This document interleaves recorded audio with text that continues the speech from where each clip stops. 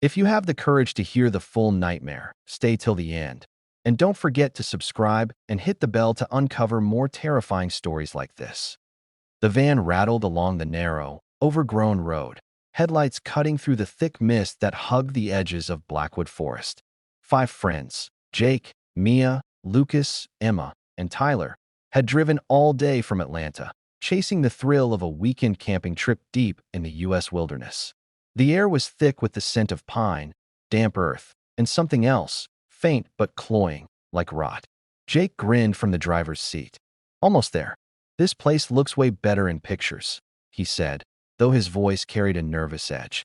Mia leaned forward, scanning the tree line. These trees are massive. It's creepy how quiet it is. Lucas laughed, trying to break the tension. Quiet is good. It's nature, come on. No cell service, no distractions. Just us. But as the van slowed over a patch of loose gravel, a shadow flickered across the windshield. Emma stiffened. Did you see that? Tyler snorted. Probably a deer. Or, a raccoon. Mia frowned. It moved too fast to be an animal. Like it was standing upright. Jake rolled his eyes, but didn't dismiss the feeling. He parked near a small clearing where the forest seemed to swallow the fading sunlight. Their campsite would be perfect, just a few feet from the old, overgrown trail that disappeared into the heart of the jungle. They unloaded the backpacks, laughter attempting to mask the chill that had settled over them. Emma set up her tent nearest the edge of the clearing. I swear, I saw someone back there, she whispered. Lucas shook his head. There's no one. Look, we're miles from the nearest cabin. Just breathe. It's all in your head. Yet, as darkness began to seep between the trunks, a strange stillness fell. No wind stirred the branches, no crickets sang, no frogs croaked. Even the river nearby seemed to hush itself, as if holding its breath. Jake gathered firewood while Mia struck a match. The fire roared to life, casting long, twitching shadows. They sat around it, marshmallows and canned beans in hand, the orange glow offering a fragile sense of safety. Then, a soft sound came from the tree line. A faint, almost imperceptible whisper, like someone calling a name. Did you hear that? Mia's voice was barely audible. What? It's probably the wind, Jake said, though his eyes scanned the darkness. Emma's face went pale. No, that sounded like Tyler. Tyler frowned. I didn't. Another whisper, closer this time. Only one word. Help. They froze. Even the fire seemed to hesitate, its flames shivering unnaturally. Something in Blackwood was awake, watching, waiting. And for the first time that day, the friends felt that creeping, terrible realization. They were not alone. The fire crackled, casting flickering shadows that danced across the forest floor. The whispers had stopped for now, but the friends couldn't shake the feeling that something was lurking just beyond the firelight. Jake tried to joke. All right, maybe it's just the wind, or a very polite raccoon. His laugh sounded hollow, even to himself. Mia zipped her jacket tighter. I don't know. I've read stories about Blackwood. People go in, never come out. Lucas rolled his eyes, but even he couldn't deny the oppressive weight of the darkness around them. Come on, it's fine. We'll set up some perimeter sticks. If anything moves, we'll hear it. They wandered a few feet from the camp, placing jagged sticks into the ground in a circle around the tents. Every crunch of leaves underfoot made them jump. The forest was unnervingly quiet, so quiet that their own breathing sounded deafening. When they returned, the fire seemed to dim. Shadows stretched unnaturally, twisting as if reaching for them. Tyler frowned. The fire is moving weird. Emma's eyes darted to the tree line. There's something out there. I saw it. What? Jake stood, squinting into the darkness. Where? Show me. She shook her head, voice trembling. I can't, it's too fast. Too dark. It's like it's part of the trees. The friends stared into the jungle. For a moment, the world seemed to hold its breath. Then a scream echoed, a high, blood-freezing sound. Far away, yet impossibly close. It wasn't one of them. Mia clutched Jake's arm. What was that? Lucas shook his head. Maybe another hiker, lost or something. But none of them moved toward the sound. Something in the scream felt unnatural, deliberate. Something that wanted them to hear it, but not see it. Then the whispering returned, sharper this time, layered with another voice. Get out. The friends froze. Tyler swallowed hard. We should stay inside the tents, right? Jake nodded slowly. Yeah, let's not, go wandering into the forest at night. They retreated, closing zippers and drawing blankets around themselves. Even from inside the tents, the whispers felt close, almost brushing against their ears, fading in and out like shadows dancing just beyond sight. Minutes passed. Hours. At the bottom, handwritten in smeared ink. You came back. A sudden vibration buzzed against my leg. My phone. It had turned on by itself. The screen lit up with a single notification. New voice memo, midnight. I didn't record anything. I tapped it. A faint whisper bled from the speaker. Don't open the third door. My blood ran cold. Because behind me, at the end of the hallway, the third door was slowly creaking open. By itself. And something inside was breathing. The sound behind the third door wasn't just breathing anymore. It had rhythm, like someone inhaling too slowly, exhaling too close to the wood. Each breath scraped the air, ragged and wet. The door stood wide enough now that I could see only darkness inside. Not the kind of darkness that comes from no light. This felt thick, like smoke or fog made of shadows. My phone vibrated again. Voice memo saved, 001. Another recording? I hadn't touched anything. A chill crawled down my arms as I pressed play. This time, it wasn't a whisper. It was my voice. Breathless. Terrified. Speaking words I'd never said. Don't look at it. It remembers you. My voice. Not recorded. Not clipped. Fresh. My knees nearly buckled. The house wasn't just haunted. It was familiar with me in ways that made no sense. Something shifted inside the third doorway. A silhouette. Tall. Lean. Still, but wrong in its stillness. Like it was posing. Waiting. I stepped backward, but the floor groaned loudly beneath me, the sound echoing through the hallway like a signal. The silhouette twitched, just slightly, its head tilting a fraction to the left. My breath stuttered. Then, from the room behind me, the one with the metal chair, came the tapping. Tap, tap, tap. Faster now. Urgent. As if something in there wanted to pull me away from the thing at the end of the hallway. Or warn me. I didn't know which was worse. A cold draft swept past my legs, rushing toward the third door, and the shadows inside responded, curling inward, contracting like a lung filling itself. That's when I noticed it. Halfway down the hallway, scratched into the floor, was a trail. Not footprints. Not drag marks. Fingernail gouges. Long, desperate ones. All leading toward the third door. Every instinct screamed at me to run. Every muscle refused. The silhouette moved again. A single step, forward. But the step didn't make a sound. And then, a hand emerged from the darkness. Long fingers, too long, ending in sharp, splintered, bone-like tips. The wrist bent at an angle no joint should allow. Its skin looked stretched thin, gray, almost translucent. It raised its hand slowly, deliberately, and pointed at me. Something inside the house groaned deeply, a structural shudder like wood straining against enormous weight. Then the figure leaned forward. Not stepped, not lunged, just leaned, like gravity bent wrong around it. Its face pushed into the thin light from the hallway. And I saw nothing. No eyes, no mouth, no features. Just a smooth, pale surface, like a wax mask left too close to a fire. But then, the surface shifted. Letters bubbled beneath the skin, slowly rising. E, L, I, A, S. My name, forming on its face. My scream caught in my throat.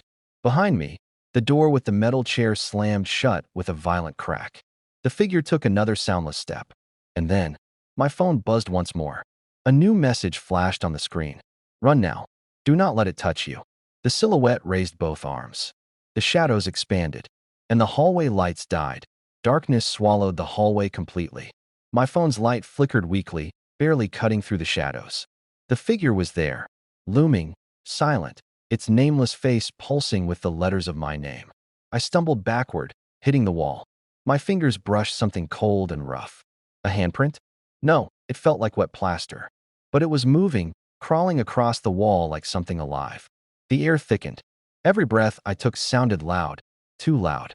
A low hum started, barely noticeable at first, then louder, a vibration that seemed to come from the walls themselves. The house remembered. It remembered me. I pressed myself against the opposite wall, trying to find the staircase. But the hallway stretched unnaturally, longer than it had when I entered. Shadows shifted around corners that shouldn't exist. The taps from the room with the metal chair echoed faintly, distant, mocking. Elias. A voice somewhere above and behind me. Slow, hollow, stretching each syllable like it had all the time in the world. I turned sharply. No one. Only the walls, moving subtly, breathing almost. I forced myself forward. The air was damp, smelling of wet earth and old wood. Every step creaked in a strange pattern, not mine alone. I realized the echoes weren't following me. They were mirroring me. Each footstep a second behind. Each movement reflected with a slight delay, like the house itself was playing a game. Emma and Jake ran, hearts hammering, back toward the small clearing where their camp had been. Branches lashed at their faces, roots tried to trip them, but the forest seemed to open a path for the predator behind them. Mia's hand brushed against something on the ground, a torn piece of Lucas's shirt. Her stomach churned. We have to keep moving, or we're next. The whispers returned, closer now, as if circling them in the fog. 2 down, 3 to go. Jake's voice was barely audible. We can't stop, just don't look back. The forest seemed to stretch endlessly. Every shadow seemed alive, every movement sinister. They didn't see what trailed them, but they could feel it. The forest had learned them, and it was patient, knowing they could not escape. The forest seemed endless, a maze of twisting trunks and thick undergrowth. Jake and Emma ran, hearts hammering, lungs burning, but every step brought them deeper into Blackwood's shadowed grip. The screams of Tyler and Lucas had faded, replaced by a suffocating silence that pressed on their ears. Emma stumbled, catching herself on a gnarled root. Jake, I can't keep running. Jake grabbed her hand. We have to. Trust me. If we stop, it'll catch us. Mist swirled around them, thickening, curling through the trees like fingers. Something brushed past Emma's shoulder, cold, almost like smoke, but solid enough to make her shriek. What was that? She gasped. Jake shook his head. Don't look. Just keep moving. The shadows seemed to shift with them, bending, stretching, whispering. The forest was alive, feeding on their fear. Then, a figure appeared. A tall, featureless shadow with limbs that stretched unnaturally. It blocked the path ahead, moving with a fluid, almost predatory grace. Emma froze. Jake, it's him. Or it's Lucas. Jake shook his head, eyes wide. No, it's not human. It's something else. Move. Don't stop. The shadow lunged, faster than thought. Emma stumbled backward, crashing into a tree. The creature's elongated arm grazed her shoulder, and the cold, shadowy touch left a burning chill that seemed to seep into her bones. She screamed, a blood-freezing sound that echoed through the forest. The shadow receded as if satisfied with the fear it had extracted, leaving her trembling, panting, half collapsed on the muddy ground. Jake knelt beside her, eyes darting through the mist. We can't stay here. It wants us terrified. We need to keep moving. Emma swallowed hard, tears streaking her dirt-smeared face. It wasn't Lucas, but it felt like him. Or maybe it was him. The whispers circled around them again, soft at first, then growing in intensity. 3, 2, 1. Emma shivered. It's counting, just like the first one said. Jake took a deep breath, trying to steady himself. We need a plan. We need. A low, guttural sound cut him off, a vibration in the earth itself. The shadow wasn't just a predator. It was the forest, alive and malevolent, hunting them systematically. Emma's hand brushed against something in the mud, a torn piece of Tyler's jacket, soaked and shredded. The reminder of the first victim jolted them both. Fear had become a physical weight, pressing them down, making each step heavier than the last. The forest seemed endless. Every tree was a potential hiding place, every shadow a threat. The whispers faded to a single, chilling voice. Next. Jake's eyes met Emma's. Both knew the horrifying truth. They were trapped, and the forest had only just begun its hunt. Jake pulled Emma to her feet, her trembling hand clinging to his arm. The forest seemed to close in around them, mist curling like ghostly fingers, hiding shapes that moved just out of sight. Every rustle of leaves, every snapping twig set their nerves ablaze. Keep running. Jake hissed. We have to get back to the clearing. There has to be a way out. Emma nodded, breath ragged, eyes wide with terror. It's everywhere. I can feel it. Watching. Waiting. The shadows shifted with unnatural speed. A whisper echoed from behind them, low and mocking. One more. Suddenly, a twisted shape sprang from the undergrowth. Lucas, or what remained of him, was there, but grotesquely altered. His limbs stretched impossibly, his face a blur in the shadows, and his mouth opened in a silent scream. Emma froze. No, it's Lucas. Jake grabbed her, dragging her forward. Don't look. Don't stop. They ran blindly, feet slipping in the wet mud. Branches clawed at their faces, roots tripping them. The whispers followed, now a chorus circling in their ears, each word designed to unnerve, to break their resolve. Hurry, run, fall. Then the forest shifted, the shadows moving ahead to block the path. Emma stumbled, tripping over a gnarled root, and Jake spun back to pull her up. But in that split second, a tendril of darkness shot from the trees, wrapping around Emma's ankle. She screamed, the sound raw and piercing. The shadow pulled her backward, dragging her into the mist, twisting her form into a fleeting silhouette before vanishing. No, Emma, Jake shouted, lunging forward, but the forest seemed alive, resisting him at every step. It swallowed her scream, leaving only the echo of the whisper. Last. Jake skidded to a stop, chest heaving, mud coating his hands and clothes. He was alone. The clearing, once their sanctuary, lay ahead, empty, silent, and foreboding. The forest loomed, patient, waiting for the final act. The whispers returned, closer now, almost inside his skull. Alone. His mind raced. Fear was no longer just a sensation. It was physical, pressing on his chest, blurring his vision. Every instinct screamed to flee, but the forest twisted behind him, paths rearranging, guiding him into its heart. A cold wind swept through the trees, carrying a scent of decay, a reminder of Tyler, Lucas, and now Emma. The forest was a predator, and Jake was the final prey. He stumbled into a small clearing. There, a faint glimmer of light from a half-buried campsite lantern offered the illusion of safety. But the shadows moved even there, curling around him, teasing, whispering, "You can't hide. Not from us." Jake's hands shook. I have to survive. I have to get out." But as the mist thickened and the shadows twisted into humanoid shapes, he realized the horrifying truth. Blackwood didn't let anyone leave. And he was already trapped. Jake stumbled through the dense undergrowth, mud clinging to his shoes, heart hammering in his chest like a drum of warning. The forest seemed alive, breathing around him, twisting paths into loops, making him feel as though he was running in circles. Every tree looked identical, every shadow a potential predator. Voices whispered from the mist, Tyler, Lucas, Emma, but when Jake turned, there was no one. Only darkness, teasing him, taunting him.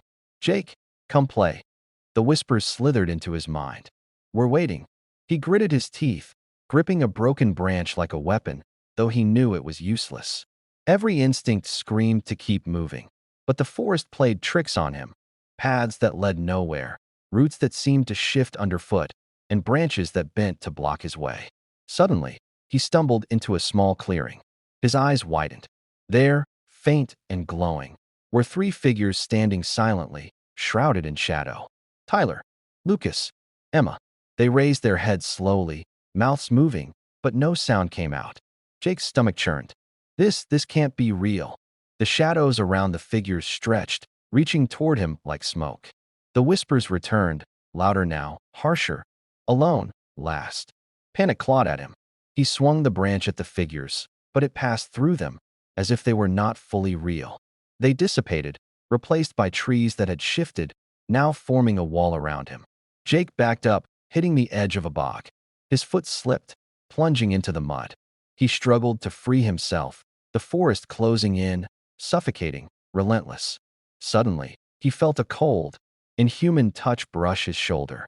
The air shifted, thickened, pressing down on him. The whispering was now inside his skull. "You can't leave. You're ours."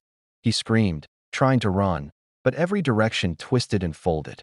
The forest itself seemed to laugh, branches brushing like fingers across his face, roots tripping him, leaves scratching at his eyes. Then, in a brief, horrifying moment, he saw it, the source. A towering, featureless shadow, larger than any tree, limbs bending unnaturally, face void-like, eyes empty pits of darkness. It was not human. It was the forest itself, and it was watching, patient, calculating. Jake's breath came in ragged gasps. No, no, I have to. His voice faltered as he realized the inescapable truth. The forest didn't just hunt. They toyed with the mind, extracting fear before the end. The shadow advanced, and the clearing began to collapse into mist and darkness. The whispers crescendoed, chanting in a chorus of lost voices, alone forever. Jake's hands clutched at nothing, his eyes darting in all directions. He was utterly alone, the final prey, and Blackwood's hunger had reached its peak. Jake's heart thundered as he stumbled through the fog-choked clearing. The shadows had multiplied, twisting into shapes that seemed almost human, but not quite. He blinked, and they were gone. The forest itself had become a maze of shifting trees and curling mist, each path leading nowhere. A low, resonant whisper crawled through his skull. The last one, he gasped, vision blurring as he tried to force a path forward. Then, he saw it. A flicker of movement beyond a cluster of ancient oaks. A faint lantern glow. His last hope. He ran, branches lashing at his face, roots clawing at his legs. But the glow moved as he moved, always just out of reach. Then a figure appeared in front of him, his own reflection, twisted, shadowed, face void of features. Jake staggered back. The forest's whispers turned into laughter, hollow, echoing, mocking. Leave, leave, leave, the voices chanted. He realized the horrifying truth. The forest didn't just trap bodies, it trapped minds. Tyler, Lucas, Emma, they weren't gone in the traditional sense. They had become part of Blackwood, absorbed into its consciousness, waiting to claim the next victim. The reflection reached toward him, and in that instant, Jake felt every fear he had ever had pouring into the forest, his panic feeding it, twisting the mist into claws. He screamed and lunged forward, but the path beneath him vanished. He fell into darkness, cold mud and shadows swallowing him whole. For a brief moment, he hit solid ground. He scrambled up, gasping, only to find himself back at the campsite. The same clearing he had started from, but it was different. The tents were torn, the fire extinguished, and the shadows moved with a sentient rhythm. A whisper, now clear and cold, slithered into his mind. Welcome home. Jake turned. The figures of his friends emerged from the mist, pale, silent, faces blank. They did not speak. They reached toward him. He realized with a sinking dread that he would join them, becoming part of the forest's endless hunger. And just before the shadows engulfed him completely, Jake's scream echoed into the jungle. The forest fell silent again, waiting for the next group of travelers foolish enough to enter Blackwood. The wind shifted. The leaves whispered in the dark. Blackwood never forgets, and it never forgives. Only those who survive till the end subscribe to survive the next horror story. If you enjoyed this horror story, don't forget to subscribe to the channel and turn on the bell icon for more terrifying stories.